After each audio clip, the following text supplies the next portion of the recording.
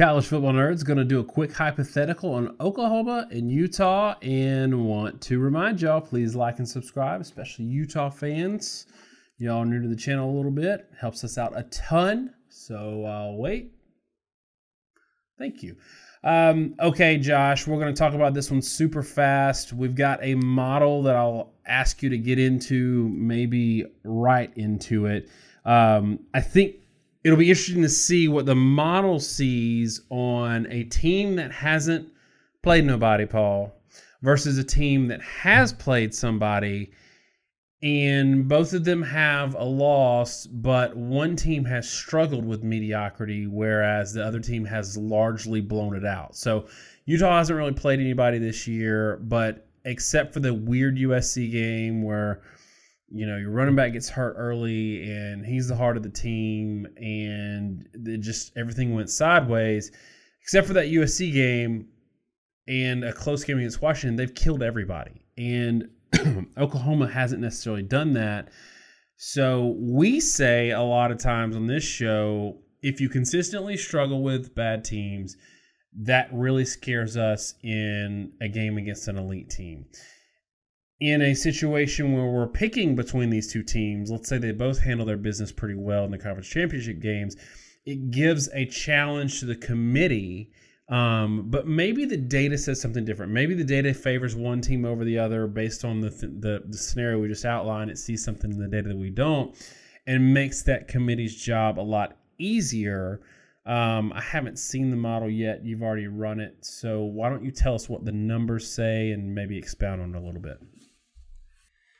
So knowing going into this that a lot of people probably haven't seen the model that are going to watch this video, I'll give a little bit more of an explanation. Our model is designed to give you an idea. If these two teams played based off past performance and they both play a B-plus game, what does that look like on average? And it does it by looking at how you do against your opponents, how your opponents did against everybody else, getting a relative judge of your team's strengths and weaknesses based on opponent quality and your performance in those games. It then looks at that and the matchups in this particular game and draws what I think is be an average projected performance against this opponent based on their strengths and weaknesses and yours. And then it looks at your past performance in your own games and says, how did you do when you had this kind of a performance in the past? And it creates a scoring model that is unique to your team based on the way your team's scoring has scaled and worked over the course of the season. And no, it's not just like points per yard. It's actually sort of looking back and, you know, if you want to, a machine learning concept unique to each team, saying, okay, when you really need like 6-7 yards per play for your offense to really function. And when you cross that threshold, you kind of go nuclear. But if you can't get 5 yards per play, you don't work. Whereas some other team may put up 30 points pretty consistently. And we see this a lot. Spread offenses often scale really hard with their point output, and there's a point usually where you drop below a certain level and the spread offense shuts down. Pro-style offenses, they tend to need really high yard per play totals to be able to operate at a high level. But they also operate better at low yard per play totals. So it's kind of weird that there's this like 5 to 8 yard per play range where a spread offense is a lot better than a pro-style offense. If you're below 5, pro-style tends to succeed. If you're above 8, then a pro-style can go nuclear and it all kind of catches up and it's about the same. In this particular matchup, it really comes down to two factors. Oklahoma's offense is extremely good. Utah's defense is extremely good. And when you balance them out, then you get two teams that are not overly dissimilar.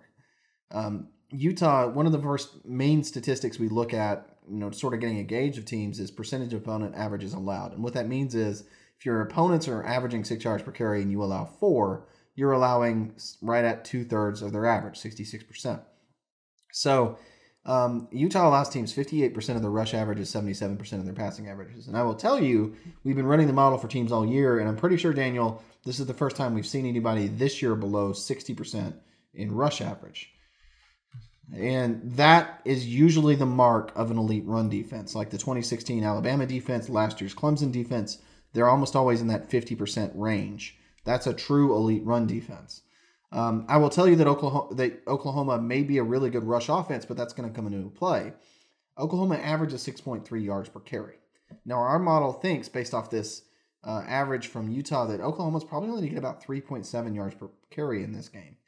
That's reasonable when you realize that Utah is the #1 rush defense in the country. In FBS competition, they allow just 2.3 yards per carry. That is less by about 0.3 of a yard than Ohio State. It is less by about 0.4 of a yard than Georgia. They are statistically the best rush defense in the country. It is reasonable to think that Oklahoma would not run the ball particularly well. Now, Oklahoma, obviously, their defense against the run is not great. Now, Utah's offense isn't Oklahoma's, but they still are going to get theirs. Figures will get about 4.8 yards per carry. Now, pass defense, there may be a touch more even. It's hard to hold teams below their passing averages very far. We talk about this all the time. Passing offenses travel, rushing offenses don't in college. We see rush defense numbers get in the 50% range. I don't think I've ever seen a pass defense get below 65%. 2016 Alabama, when they were completely healthy with Eddie Jackson and Minka Fitzpatrick and everybody they had, they were about the best we'd ever seen, and they were floating around, I think, like 68% at their peak. 77% is a really good number. 86% from Oklahoma is merely good, not much more than that.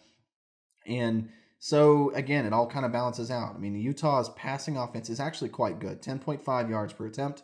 I think very underrated. I don't think a lot of Big 12 teams would realize, or Big 12 fans would realize that Utah, even though their run-to-pass ratio is about the same as Oklahoma, their passing yard per attempt number is just slightly lower than what Oklahoma's been able to generate with Jalen Hurts. Huntley's just been very effective nationally. They're a great passing offense. Huntley is a great passing quarterback. You can hear me clicking because I'm going to pull the stat up real quick. Third in the country, Tyler Huntley in yard per attempt. Jalen Hurts is first. So these are two great passing offenses. The trick is Utah's defense is a lot better than Oklahoma's. Utah's expected to get 9.1 yard per attempt, Oklahoma 8.5. Now, when you look at how that sort of balances out, taking into consideration tendencies, it's projecting about 6.5 yards per play for Utah, 5.7 yards per play for Oklahoma. Now, the score translation for that is Utah 33, Oklahoma 31. So a 2-point win, where it's basically saying that Oklahoma getting about 5.7 yards per play is going to be held way below their mark in any game this season. Really, I think probably, looking at about the Baylor game in a yard per play average standpoint, 5.7, that's right where they were in Baylor, but a lower point total than they were at any point this season. Utah at 6.5 yards per play.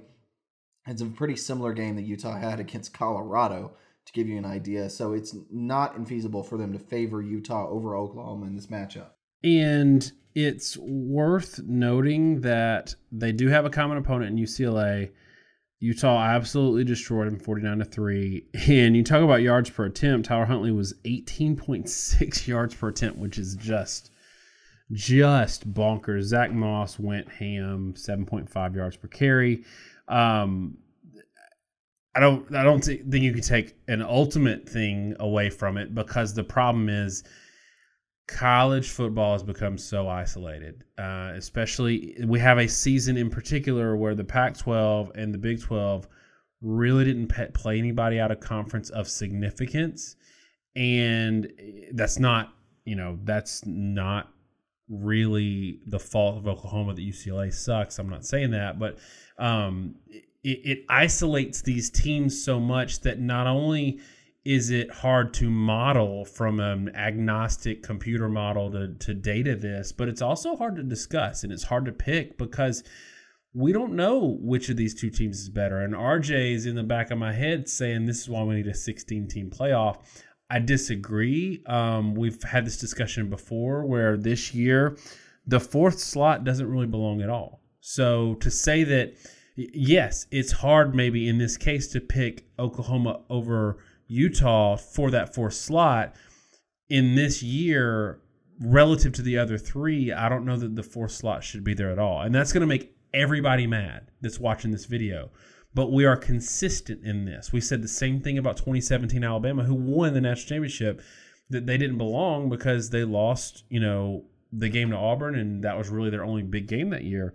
But in this case, with this isolation, does it scare you a little bit if you were to pick, and we're not going to pick this game, it's just a hypothetical for the model, Does it scare you a little bit if you're going to pick this game, if you were tasked with picking Utah, given the fact that Utah really hasn't played a team with any kind of roster that has a bunch of 5 stars on it, any kind of team that could really go out and beat another good team from another conference?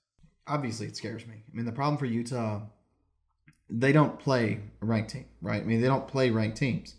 So Oklahoma, I have a little more confidence maybe in the quality of their teams, and that's kind of stretching it too to a certain extent, right? It's still eye test. Now, you made the point about not playing anybody of significance. Neither the Pac-12 nor the Big 12 has a single out-of-conference win over a top 40 team in SP+. Not one for the entire conference. So when we talk about isolation, it's really hard to judge, is the Big 12 schedule really that much harder than the Pac-12 schedule? Because they haven't really played great teams. You have some data points like Western Virginia getting blown out by Missouri. You have data points like Kansas State struggling with a Mississippi State team that's not particularly good. But it goes the other way too. I mean, Cal was very lucky and controversially beat Ole Miss. What does that mean? What I do know is that Utah has handled business better, I think, than Oklahoma has. So I think it's a little more reasonable to say Utah is better. Now, the advanced stats think the Big 12 is better than the Pac-12. I think there's some data points for that too, because the Pac-12 lost some games to bad teams out of conference. But I will say this to your point about, the 14 not deserving. I want to make clear before people people are going to have their pitchforks out anyway, but I want to make clear the point we're making there. There are 3 elite undefeated teams. Ohio State and LSU played very difficult schedules. They went undefeated, and they did it in a dominant fashion. It's very clear those 2 teams belong. Clemson did not play a difficult schedule, really not to their own fault. Played 2 SEC teams out of conference. They just happened to both be teams with bad records. And they dominated the crap out of their schedule for about the last 8 weeks of the season. Since UNC, they've gone ham on everybody all year, and they just annihilated South Carolina. Utah and Oklahoma have not handled business to that level throughout the season consistently. Utah's done it closer than Oklahoma, but neither one has really done it. They both have bad losses on their resume. And when we talk about earning your spot, I still want to put a very high standard on what you should be to be a national title team. And we've stepped away from that in the playoff era. It put 2017 Alabama in. I don't really like that out 2017 Alabama won the title, to be honest.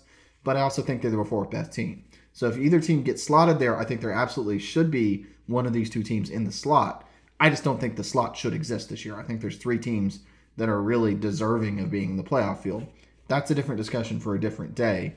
I think all that matters right now is if you're an Oklahoma or a Utah fan and you think your team is clearly better than the other, I'm telling you right now, based on a model that's a neutral model, based on how you've done in the field, 1, that's not true.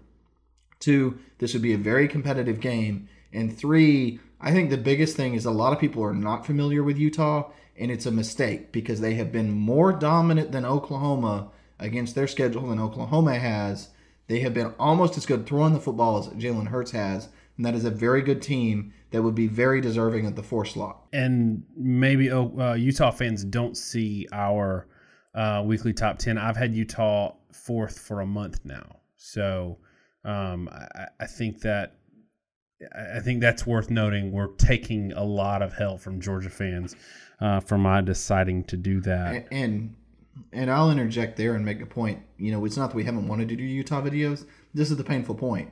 We weren't going to do Utah versus UCLA or Utah versus Arizona or Utah versus Colorado because we knew they weren't going to be competitive games. So that's the difficulty with Utah, and that's the difficulty with Utah's exposure to the national media and the average fan.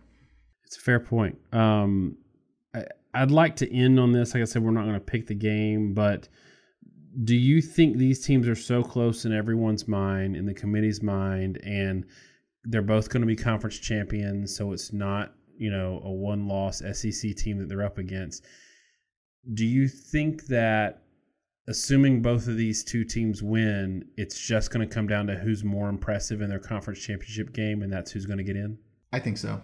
I think it's really going to come down to, given where Baylor is, given where Oregon is, which I think are viewed as very similar teams, whoever wins their game more decisively is probably going to be the one that ends up in the playoff, rightly or wrongly. And I don't think that's unfair, especially since Utah's playing an unknown game so far this year, but they will be playing finally a team that we've at least seen take the field against a top team. Oregon played Auburn down to the wire. Auburn won that game and deserved the credit for winning that game. But we'll see if Utah can create some separation from that team that lost to Auburn, or if, Oklahoma can really create separation against a deservingly good Baylor team and show that the close game against Baylor earlier in the year was a little bit of an aberration. I don't think it's unfair. I think that it's a lot of pressure to put on Utah, maybe a lot of pressure also to put on Oklahoma, but Utah right now is ahead of Oklahoma. But look, if Oklahoma blows out Baylor and Utah struggles with Oregon, that's not unfair to put Oklahoma in over them, because at that point we will have finally seen Utah play somebody who's played somebody. And this is, again, not going to get on a rant, but this is the trouble with having so few out-of-conference data points. The 9-game conference schedule has ruined this for us. We don't get these out-of-conference data points. We get Utah playing BYU every year, which tells us nothing. We get Oklahoma playing UCLA, which is not their fault. But then we don't see Oklahoma beating teams who have beaten teams. And so, and Oklahoma's a good scheduler.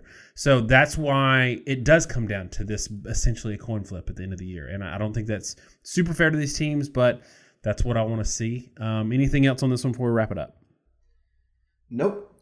All right, y'all. Josh been sick this week, so finally we got him to stop talking and just give me a nope, and I'm loving it.